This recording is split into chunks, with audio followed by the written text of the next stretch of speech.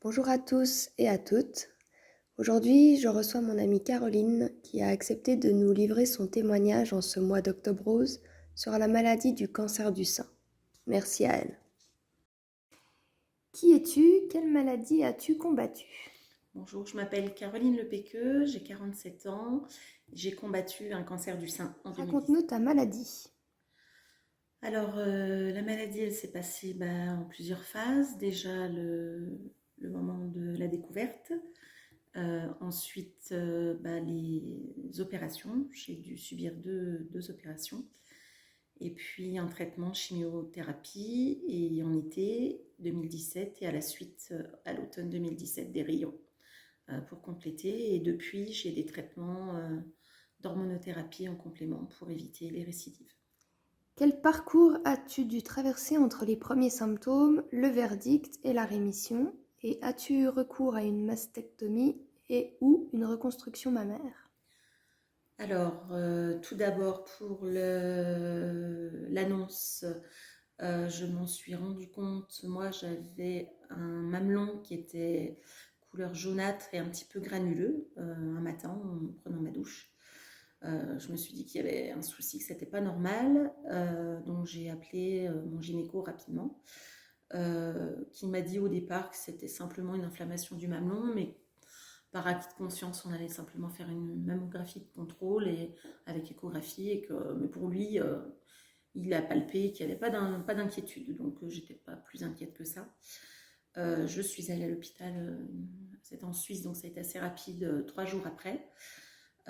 J'ai fait la mammographie et là, tout de suite, après, au moment de l'échographie, la technicienne et la doctoresse qui m'ont reçue ont échangé un regard qui m'a glacé le sang, et j'ai compris tout de suite à travers ce regard que c'était pas bon et que ça devait pas être quelque chose de bénin.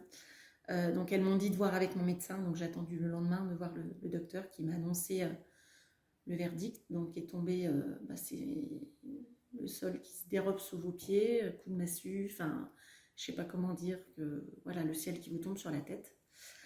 À la suite de ça, compliqué, j'ai appelé ma maman pour lui annoncer, et difficile parce je pense qu'elle n'a pas su réagir, et la seule chose qu'elle a pu me dire, c'est ah bah tu vas t'opérer en mars, ça tombe mal, on part en vacances à Cuba. Donc voilà, compliqué. Bon après, heureusement, voilà, j'ai été suivie par une psychologue pendant tout mon parcours, qui m'a expliqué que je pouvais mener qu'un combat à la fois. Donc je me suis d'abord concentrée là-dessus, mais c'est vrai que ça a posé aussi des problèmes familiaux qui ont eu des conséquences, quoi.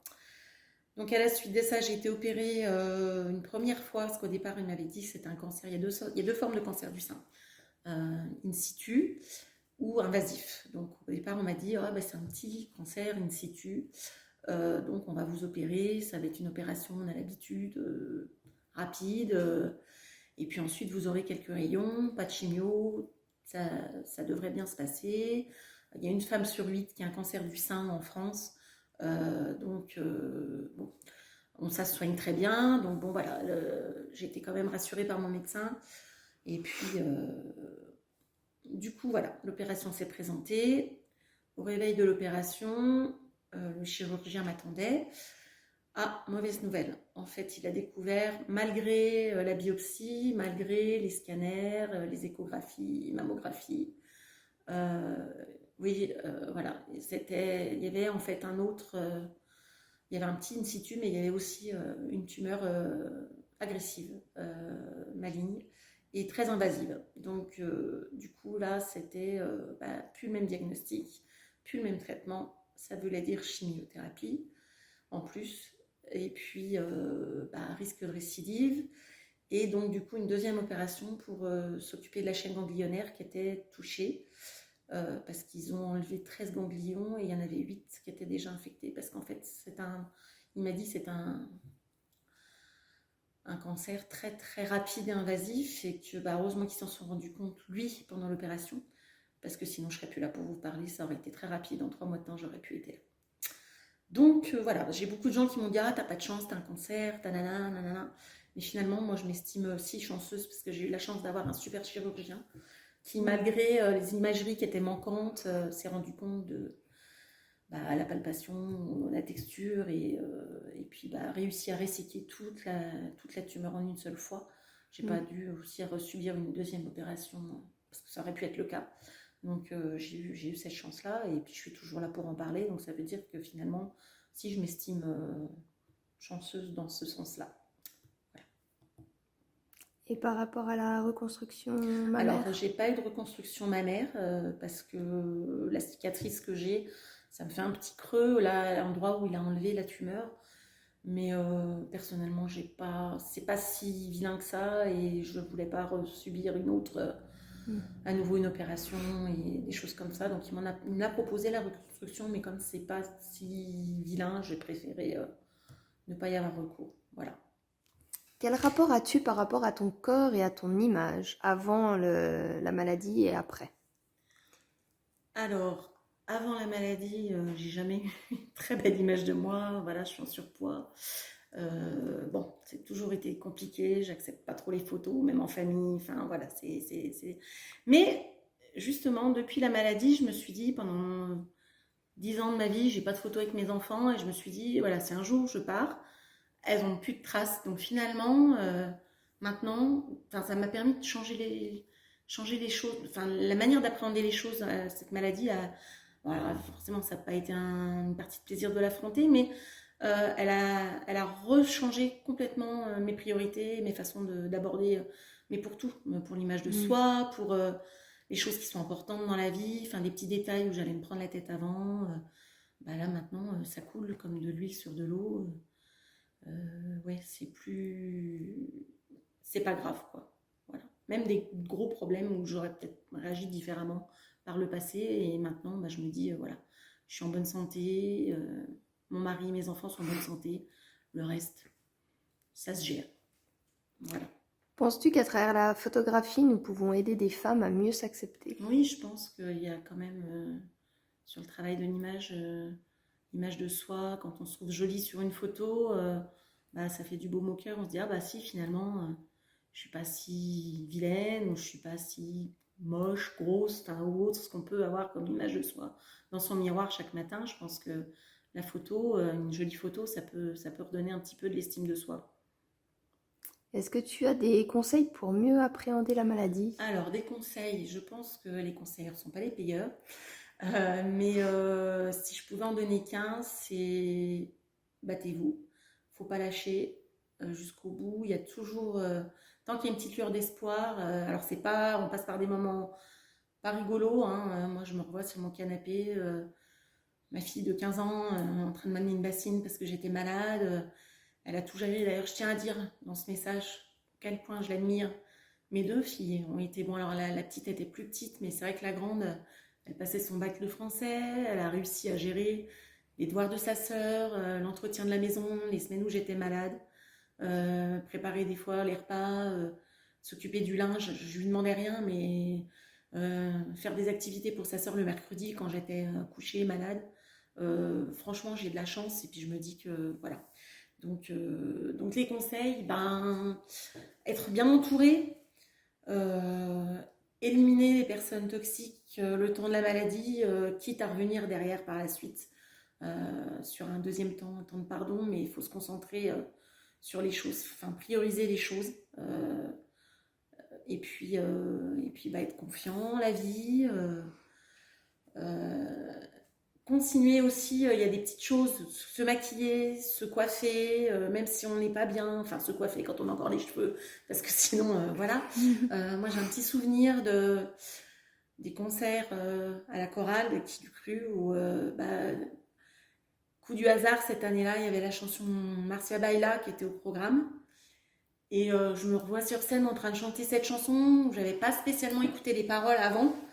Et en pleine maladie, en plein combat, avec ma perruque sur la tête parce que j'avais perdu mes cheveux, entourée de tous mes amis, c'était un moment assez fort, et je m'en souviendrai longtemps. C'est un de mes plus beaux souvenirs. À quelle fréquence se fixent tes contrôles médicaux aujourd'hui? Alors aujourd'hui, j'ai un contrôle tous les trimestres parce que j'ai une injection pour un médicament pour pouvoir assimiler correctement l'hormonothérapie. J'ai d'autres problèmes quand même, parce que c'est une maladie qui est quand même, qui laisse quand même des traces quelque part, qui c'est pas anodin. Donc j'ai des soucis au niveau des os, ça m'a créé de l'ostéoporose de manière avancée. Donc je dois avoir aussi un traitement, une autre injection qui me permet de fixer le calcium que je prends en complément alimentaire pour pouvoir aider mes os à se reconstruire, parce que la chimiothérapie, bah, elle a attaqué les cellules cancéreuses, mais aussi le reste. Voilà, donc j'ai des traitements, et puis après voilà, j'ai un médicament tous les jours à prendre. Et puis bah, je vois mon oncologue une fois tous les 3 mois, pour le moment, avec une mammographie de contrôle tous les ans. Est-ce que tu trouves qu'il y a assez de prévention pour cette cause?